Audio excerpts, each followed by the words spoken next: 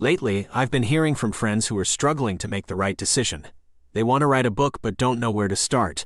They'd love to quit their jobs but don't know what they would do. They've always wanted to travel but can't find the time. And in a way, they're all saying the same thing: they're scared. But let me tell you something, my friend.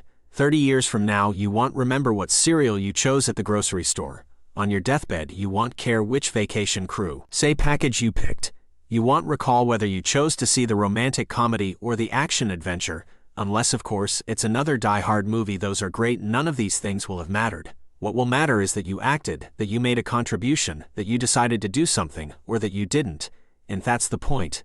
The fact is, most decisions aren't life changers. The universe doesn't care what you have for breakfast, but chances are you will eat something, so get on with it. Certainly you'd be better off eating eggs than Pop-Tarts, unless, of course, we're talking about brown sugar Pop-Tarts. Those things are divine. So it's not that all decisions are equal, they aren't. It's just that most of the time you need to decide to do something. You can make a bad decision, like choosing to not see Die Hard, for example. But often the decision isn't between this or that, it's between acting or not. And this is the very thing most of us are afraid of doing: making a choice. We waste time writing up plans and setting goals that never get done. We worry about doing the wrong thing and obsess over inconsequential details. And sadly, we end up squandering the most important moments of our lives. I am not anti-planning.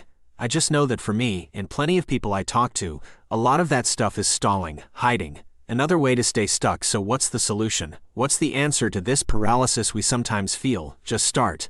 Life is a journey, not a business plan. You at trying to control things. I know it sounds sort of grand, doesn't it?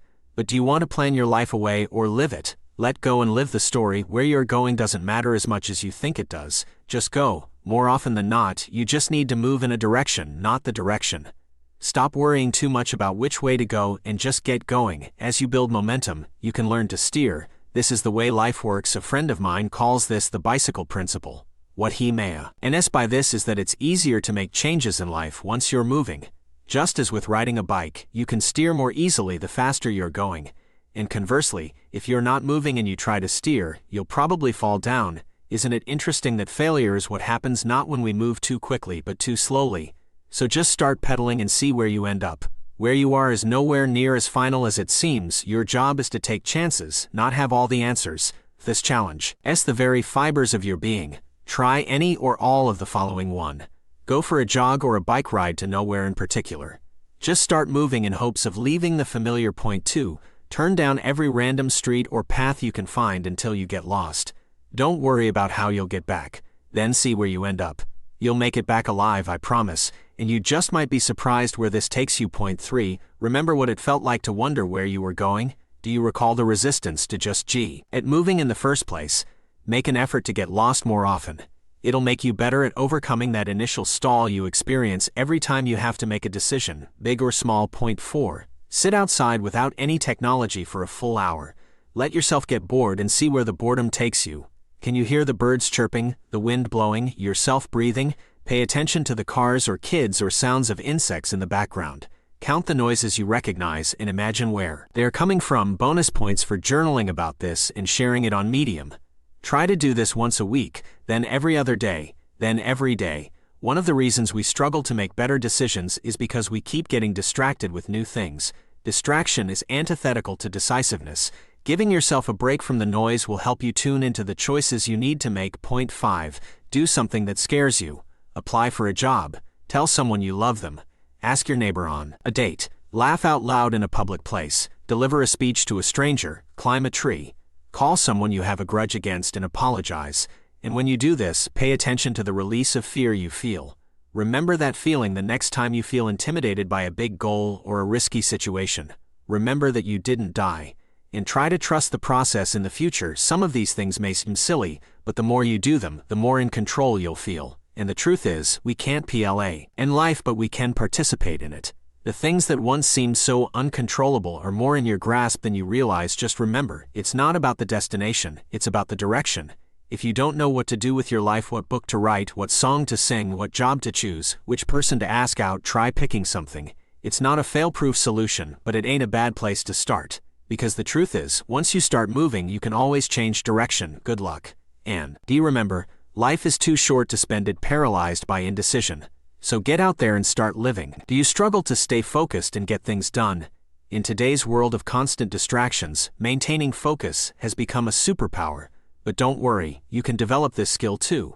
It just takes practice and a commitment to deep work. Deep work is the concept of working on a single task for an extended period of time with no distractions. It was coined by professor and author Cal Newport, and it has been embraced by high achievers in various fields. The idea is simple: to achieve mastery and produce high-quality work quickly, you need to eliminate distractions and concentrate on one thing at a time. Our brains are optimized for deep concentration, but we often succumb to the allure of constant switching between tasks. Research shows that multitasking is actually just constant switching back and forth, which diminishes our ability to perform at an elite level. So how can you develop the skill of focus and engage in deep work? Start by making it a habit. Set aside dedicated time each day. Why to work on a single task without any distractions? Cal Newport recommends doing deep work first thing in the morning when your mind is at its best. When you first start, don't worry if you can only work for short periods of time. With practice, you'll be able to extend your deep work sessions to a few hours. Remember to get rid of all distractions. Put your phone on airplane mode, turn off notifications, and use apps that block internet connectivity. But deep work is not just about working hard, it's also about taking breaks and allowing your brain to recharge. After your deep work session, make sure to unplug completely. Take a nap, meditate, or go for a walk in nature. Give your mind a chance to relax and reset. Of course, we all have commitments and obligations that require us to be connected, but try to limit checking email and social media to specific times of the day, outside of your deep work hours.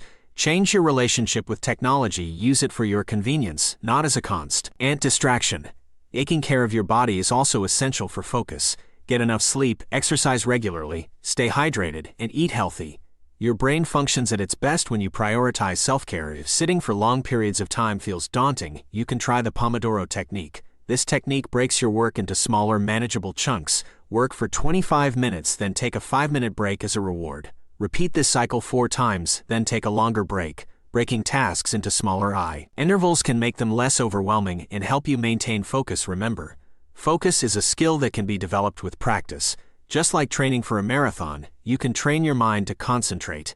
Make deep work a habit, eliminate distractions, take care of your body, and use techniques like the Pomodoro technique to stay focused. By cultivating focus, you'll become indispensable in your work and accomplish more than ever before. So, start implementing these strategies today and experience the power of deep work. Probably one of the most asked questions I get is, how do you get inspired? We're always waiting for inspiration to find us. We're waiting to get inspired to paint this perfect piece of art, to build the next big thing, or to come up with a great advertising idea. We're just sitting there waiting. I still do it sometimes, like an idiot, as if I don't know better after all these years of chasing inspiration. The problem with finding the perfect inspiration is that it's just a romantic dream. Waiting for inspiration to show up and solve my problems is really nothing more than an empty promise. Inspiration is a little bit like love. Seeking the perfect love is like seeking perfect inspiration. The harder you try, the longer it will take. It's like magic, maybe even luck. Now, you might think that luck is not fair and rather unpredictable because some have more and some have less. For me, luck is more like an attitude. You might not be able to control your own luck or inspiration, but you can definitely enhance its chances by putting yourself in positions where luck and inspiration are more likely to happen. When talking about inspiration, we first need to stop seeking inspiration. This might sound counterproductive at first and appears to involve risk because we often work under pressure and we don't have the time to stop thinking about something we actually need to think about. Inspiration usually strikes when you are not forcing it to strike. Let's just imagine inspiration exists as a random pattern in our life. When forcing to find inspiration, my path is very linear, narrow, and the chances are pretty low to get hit by inspiration. It will probably take forever. If I don't try to force inspiration to happen, my path appears to be more organic and random. I might go for a walk, go to the movies, read a book, or just start working. It doesn't matter what I do, but what happens is that I put myself in situations where I am more likely to get hit by those little spots of inspiration. The key is to start doing something right now. It's about starting to work immediately, even if you don't feel inspired or know where you are going yet. Inspiration will only hit you once you are already in motion, not while standing still doing nothing. And as Pablo Picasso already said, inspiration exists, but it has to find us working. This is an interesting concept because it completely goes against our logic that we first have to be inspired in order to work.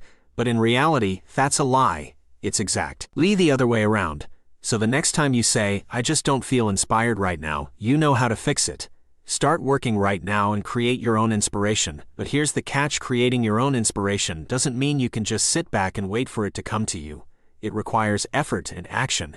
It requires pushing through the resistance and doing the work, even when you don't feel like it. So what are you waiting for? Get started. Take that first step towards your goals, even if it feels uncomfortable or uncertain. Because it's in those moments of action that inspiration has the greatest chance to find you. And remember, inspiration is not a destination, it's a journey. It's a constant ebb and flow. So keep moving forward, keep working, and keep creating. Because the more you do, the more inspired you will become. Now, I want to hear from you. What are the actions from this video that you are going to implement in your life? How are you going to start creating your own inspiration? Share your thoughts in the comments below. If you found this video valuable and it helped you in any way, I encourage you to give a tip proportional to the value you received. Your support allows me to continue creating content like this. You'll find the link to give a tip in the video description. And if you haven't already, make sure to subscribe to our channel, like this video, and hit the notification bell so you never miss an update. By subscribing, you'll gain access to more valuable content that will help you on your journey to success. Thank you for watching, and remember, inspiration is not something you wait for, it's something you create. So get out there and make it happen.